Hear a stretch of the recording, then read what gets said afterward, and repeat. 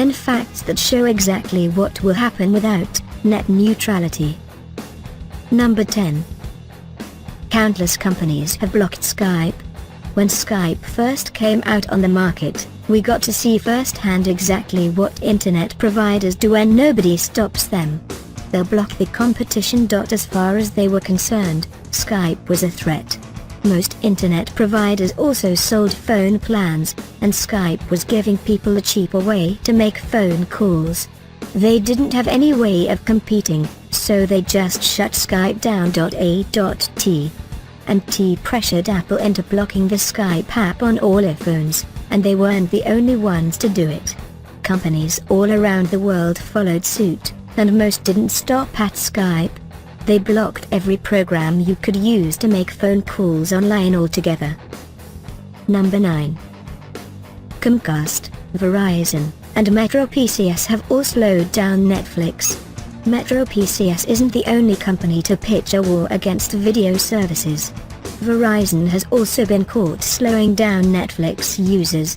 They didn't make it impossible to watch a movie on Netflix, but they made sure Netflix was slow enough that no one would be able to waste their precious bandwidth by watching a video in HD. Comcast has done it, too. That one's especially troubling because they own television networks and have some pretty clear reasons to want to keep Netflix from succeeding. Comcast refused to stop slowing down their site until Netflix paid them money. Number 8. TELUS blocked their workers' union's website. In 2005, before Canada got new neutrality laws, the Canadian internet provider TELUS did just that.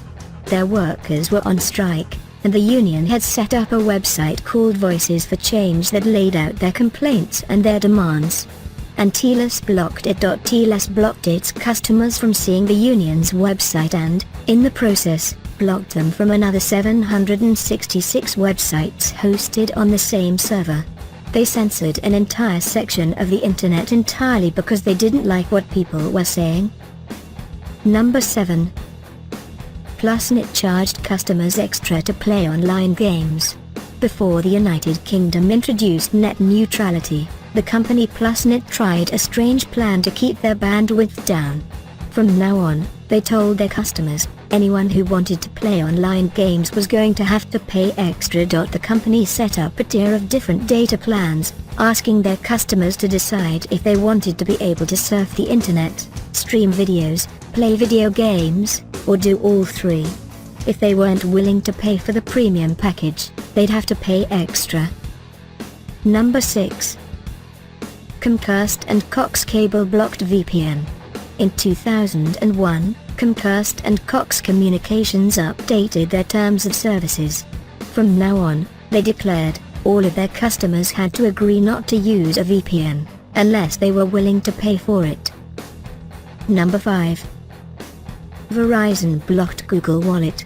When Verizon realized they couldn't beat Google fairly, though, they found another way. They blocked Google Wallet on all Verizon phones, making it impossible for any of their customers to pick their competition over them. They got away with it, too. Verizon was accused of breaking net neutrality laws, but they were technically blocking Google's hardware instead of its software, which, in a weird, convoluted way, made it legal. Number 4. Comcast secretly blocked BitTorrent.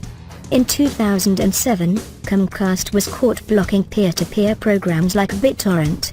Any Comcast customer who was trying to share files from one computer to another would find that their internet connection inexplicably kept dropping. At first, the company denied doing it, but after enough people had spread proof online, they couldn't really keep up the lie.